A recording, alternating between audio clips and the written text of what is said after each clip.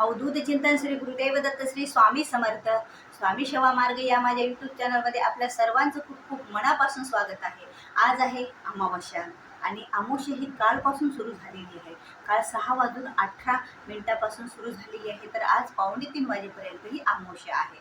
तरीही ही अमावस्या दिवसानं पाहिलेली असल्यामुळे आपल्याला ही आज रात्री पण ती अमावस्या धरली जाते. म्हणजे आपल्याला काय उपाय करायचे असतील, आपल्याला काय तोडगे करायचे असतील, तर आज रात्री पण आपण करू शकतो. काल रात्री पण आपण केले असतील आणि आज रात्री पण आपण करू शकतो.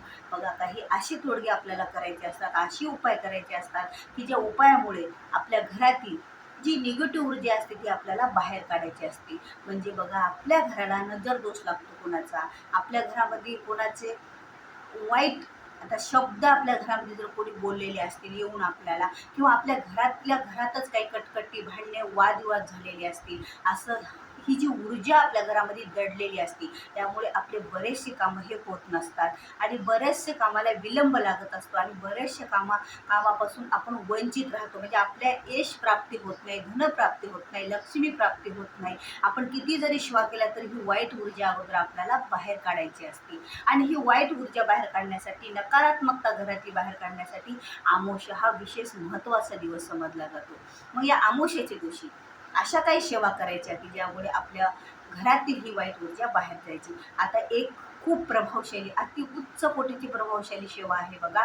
आणि ती सेवा जर आपण दर अमावस्याला आपल्या घरामध्ये केली, आणि ती सेवा कुणीही करू शकतो, मुलं मुली स्त्री पुरुष सर्वजण करू शकतात. जर ती सेवा आपल्या घरामध्ये केली, ती वस्तूचा वापर आपण आपल्या घरामध्ये केला आणि ती घरात सगळीकडे टाकला, तर आपल्या घरातील नकारात्मकता ऊर्जा निघून जाते. बघा, तुम्ही एका महिन्यात करा आणि पुढच्या महिन्यापर्यंत तुम्ही फरक बघा, त्याच्यामध्ये आपल्या घरात किती फरक पडलेला असतो. याचा अनुभव बऱ्याच जणांनी घेतलेला आहे. तर आपल्याला काय करायचं आहे, पिवळ्या मोहरीचा आपल्याला उपयोग करायचा आहे. म्हणजे पिवळी मोहरी आपल्याला हातात घ्यायची अशा रीतीने. आता बऱ्याच जणांना पिवळी मोहरी काय हे पण माहीत नसतं, मी तुम्हाला दाखवून देईल.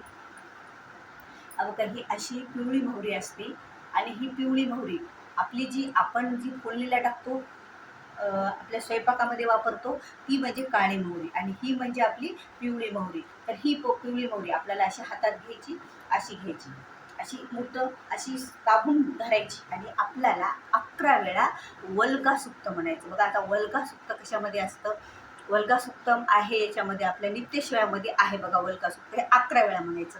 म्हणण्यासाठी थोडं अवघड जातं, तर तुम्ही काय करा, यूट्यूबवर लावून द्या आणि श्रवण करा आणि त्याच्यावरून नजर फिरवत राहा कंप्लीट 11 वेळा. आणि त्यानंतर आपल्याला असंच धरून ठेवायचं आणि 11 वेळा कालभैरवाष्टक म्हणायचं. आता बघा, हे एका व्यक्तीला करण्यासाठी बराच वेळ लागतो ही सेवा, कारण 11 वेळा हे आणि 11 वेळा हे. तर मग तुम्ही काय करू शकता, तुमच्या घरात जर समजा 3-4 जेवढे तुमच्या कुटुंबामध्ये मेंबर असतील, तर तुम्ही जेवढे बसू शकतो तुमच्यासोबत सेवेला 10-15 मिनिटासाठी, त्यांच्या सर्वांच्या हातात अशा मोहऱ्या द्यायच्या, सर्वांना चटीवर बसायचं.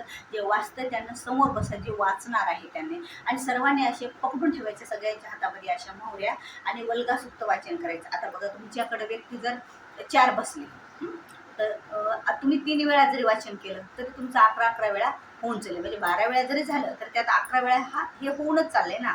जर तुम्हाला तसं वाटत असलं तर ज्या वेळेला 2 वेळा झालं, तर तिसऱ्या वेळेला एका व्यक्तीला तिथून उठवायचं. म्हणजे एका व्यक्तीच्या हातातल्या मोहऱ्या आपल्या एक जणाच्या दुसऱ्याच्या हातात घ्यायच्या आणि परत तिघांनी ते सुरू करायचं. म्हणजे किती वेळा होतं ते, 12 वेळा, म्हणजे तेव्हा 11 वेळा का 2 वेळा वाचलं, 4 जर असतील तर अशी म्हणजे आपल्याला संख्या करायची. तुमच्याकडे 2 व्यक्ती असली तर 6 वेळा वाचा, तुमच्याकडे एकट्याच वाचत असल्या तर 11 वेळा वाचा. तुमच्याकडे जर तुम्ही 6 व्यक्ती म्हणून जर अशा मोहऱ्या घेऊन बसल्या, 6 व्यक्ती, तर मग तर 2च वेळा आपण म्हणण्याची गरज आहे. फक्त 2 वेळा कालभैरवाष्टक आणि 2 वेळा वल्गा सुक्तम. अगोदर वल्गा सुक्तम म्हणायचं आणि नंतर कालभैरवाष्टक. अशी ही सेवा आपण सामूहिकरित्या घरामध्ये करू शकतो आणि यामुळे घरामध्ये म्हणजे एकाग्रता होत असते. म्हणजे घरामध्ये एकी तयार होत असते या अशा सेवेमुळे. एक तर कारण तुम्ही सगळेजण मिळून जेव्हा ही सेवा करायला बसता, प्रत्येकाच्या हातामध्ये ह्या मोहऱ्या घेऊन बसायच्या. मग 4 व्यक्ती असतील 3 वेळा करा, 2 व्यक्ती असतील 6 वेळा करा, म्हणजे ती संख्या आपल्याला 11 तयार करायची. आता संख्या विषम आहे, त्यामुळे विषम संख्येत बसू शकतो का आपण. 3 जरी केलं तरी 4 वेळा वाचन केलं तर 12 वेळाच होते आणि काही हरकत नाही. असंही करायचं आपण. 3 व्यक्तीने 4 वेळा वाचन करायचं, 2 व्यक्तीने 2 वेळा करायचं, 4 व्यक्तीने 3 वेळा करायचं. तुमच्या घरात जेवढे व्यक्ती असतील तेवढे 11 जर असलेलं तर 11 जण बसले तर एकच वेळा वाचन करायची गरज आहे आपल्याला. काय? वल्ग सुक्त आणि कालभैरवाष्टकम. म्हणजे सांगण्याचा हेतू आणि तात्पर्य एवढंच की तुमच्या एकट्या जणाला जर नाही झालं तरी एवढ्यानं नुसतं जरी श्रवण जरी केलं तरी त्या सगळ्यांच्या हातातल्या मोहऱ्या एकत्र करायचं, कारण त्यांनी श्रवण केलं आणि त्यांच्या हातात मोहऱ्या आहेत म्हणजे त्यांचं पण वाचन झाल्यासारखं असतं. आणि वाचन केलं मोबाईलद्वारे, यूट्यूबद्वारे ऐकलं, सगळ्याच गोष्टी अशाही करू शकतो आपण.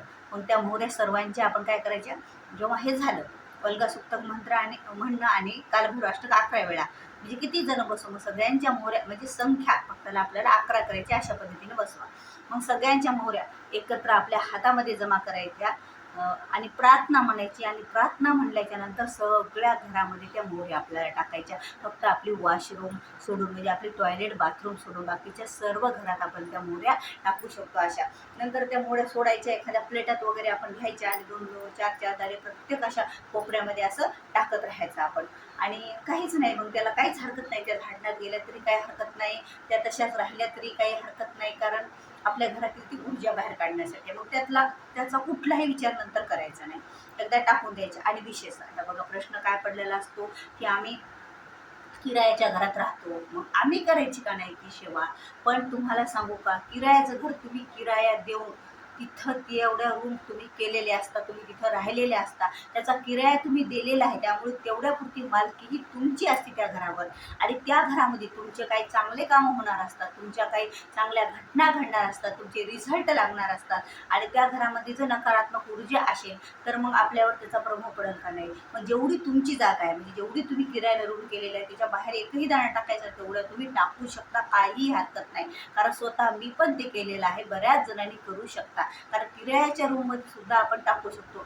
जरी आता घरबांधकाचं घर असेल आणि स्वामीच्या कृपेने तुमच्या सर्वांचं, ज्याला नसेल त्यांचं घर व्हावी स्वामीचरणी प्रार्थना होईल, पण होण्यासाठी पण अगोदर आपली कामं तर व्हावं लागतील ना. आणि जेव्हा वाईट ऊर्जा घरात असतील तेव्हा घरातले कामं पण होत नसतात. आपण तिथं राहिलो ना त्या घर मालकावर, नाही तर आपल्यावर पण त्याचा परिणाम पडत असतो. म्हणून आपण तेवढं करायचं, जेवढं आपण किरायाला रूम केला तेवढ्या घरामध्ये पण आपण टाकायचं टॉयलेट बाथरूम सोडून. आणि त्यामुळे काय होणार, आणि तुम्ही जेव्हा किरायाचं घर बदलणार, तुमच्या स्वतःच्या घरात राहायला जाणार, तर काही हरकत नाही. थोडीशी सेवा तुमची जर राहिली तिथं घर मालकाकडे तर काय हरकत आहे. तुम्ही जर तुमचं फळ घेऊन चालल्याच ना, मग बाकीचं त्यांच्या घरात राहू द्या ना. एवढे तरी परोपकार आपण करू शकतो ना, कारण त्यांच्या घरात आपण राहिलोत म्हणून. असं मुद्दाहून आपण त्यांच्याकडे जाऊन सेवा करणार आहोत का? आपल्याला राहायचं आणि अगोदर आपण आपला फायदा तर करणारच आहोत, नंतर त्यांचा झाला तर काय काय फरक पडतं? कारण आपला फायदा करूनच तर आपण आपल्या घरात राहायला जाणार आहोत ना. कारण आपले बघा बरेच कामं असतात, आपले कामच होत नसतात. आपल्याला घर बांधण्यासाठी आपण तयार केलेले बरेच कामं असतात, कागदपत्र वगैरे असं डॉक्युमेंट्स, कधी बँक लोन देत नाही लवकर, तर हे कामं पण होतील ना आपले, कारण वाईट ऊर्जाही घरात असल्यामुळे घरात आपली कामं होत नसतात. मग आपलं स्वतःचं घर पण लवकर होण्यासाठी आपल्याला ही सेवा करावंच लागणार आहे आणि म्हणून आपल्याला ही करायचीच आहे. आणि अशा प्रकारे आपल्याला आपल्या घरामध्ये आज संध्याकाळी म्हणजे प्रत्येक अमावस्येच्या सायंकाळी ही सेवा आपल्याला करायची आहे. आणि करायची बघा तुम्ही, फरक किती पडतो तो आपल्या घरामध्ये. वादविवाद, कटकट यामुळे जी ऊर्जा निर्माण झालेली असते, वाईट निगेटिव्ह ऊर्जा ती बाहेर पडत असते. श्री स्वामी समर्थ.